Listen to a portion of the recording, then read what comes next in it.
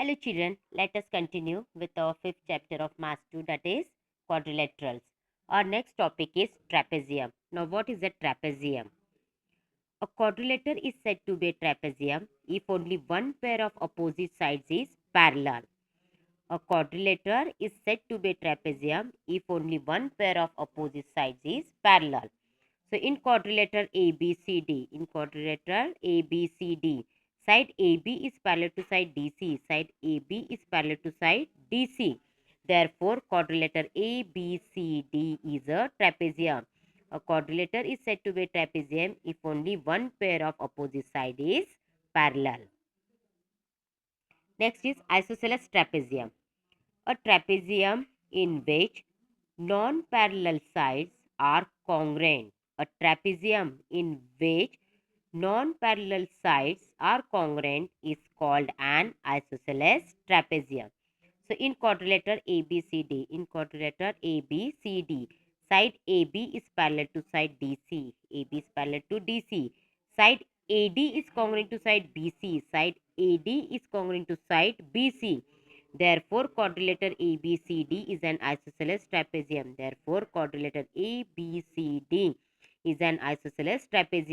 A trapezium in which non-parallel sides are congruent is called an isosceles trapezium. Students, base angles of an isosceles trapezium are congruent. One more point. The segment joining the midpoints of non-parallel sides of a trapezium is called the median of the trapezium. The segment joining the midpoints of non-parallel sides of a trapezium is called the median of the trapezium. Now we will solve questions from practice set 5.4. Question number 1. In quadrilateral IJKL, side IJ is parallel to side KL. Angle I equal to 108 degree. Angle K equal to 53 degree. Then find the measures of angle J and angle L. So here quadrilateral IJKL is a trapezium. IJ is parallel to LK and angle K is given 53 degree and angle I is given 108 degree. So solution. In quadrilateral IJKL, side IJ is parallel to side KL. IJ is parallel to side KL. It is given. On transversal JK. Parallel lines. Transversal. Angle K plus angle J equal to 180 degree. Interior angles theorem. Parallel lines. Transversal. So angle K plus angle J is equal to 180 degree. Interior angles theorem. Now substitute the value of K. The value of K is 53 degree. So 53 degree plus angle J equal to 180 degree. Therefore, angle J equal to 180 minus 53. Angle J equal to 180 minus 53.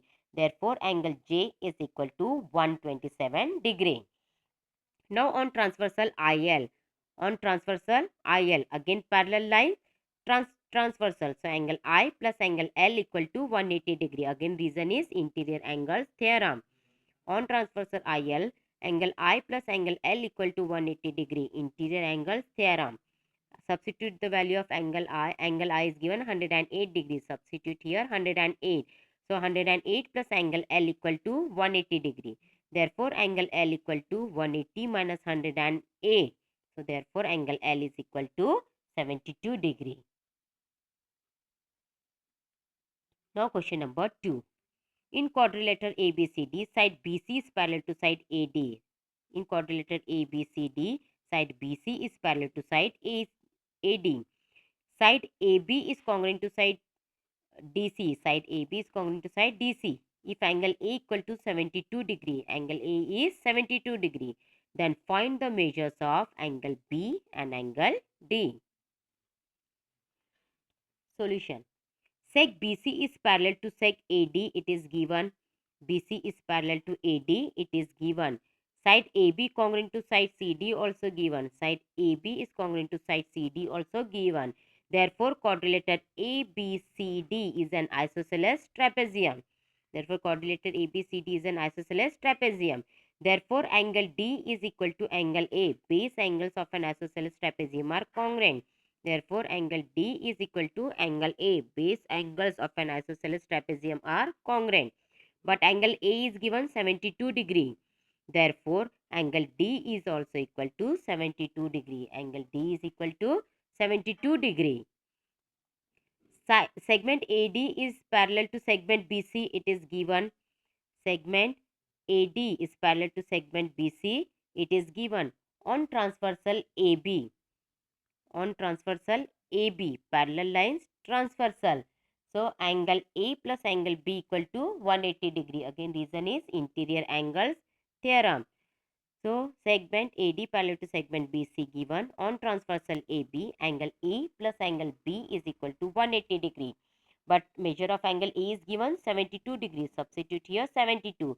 So 72 plus angle B equal to 180 degree. Therefore, angle B equal to 180 minus 72. 180 minus 72. Therefore, angle B is equal to 108 degree. Angle B is equal to 108 degree. Now question number 3. In quadrilateral ABCD, side BC is less than side AD. In quadrilateral ABCD, side BC is less than side AD. BC is parallel to AD. BC is parallel to AD.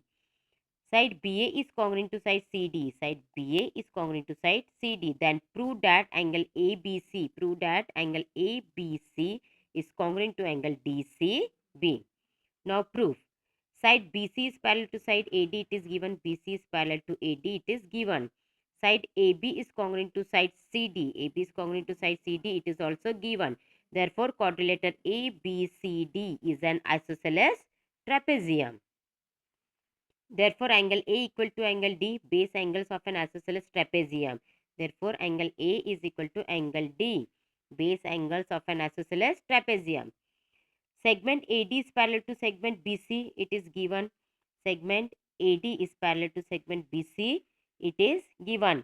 On transversal AB, angle A plus angle B equal to 180 degree. On transversal AB, angle A plus angle B is equal to 180 degree. Interior angles theorem. Angle A equal to angle D is your equation 1.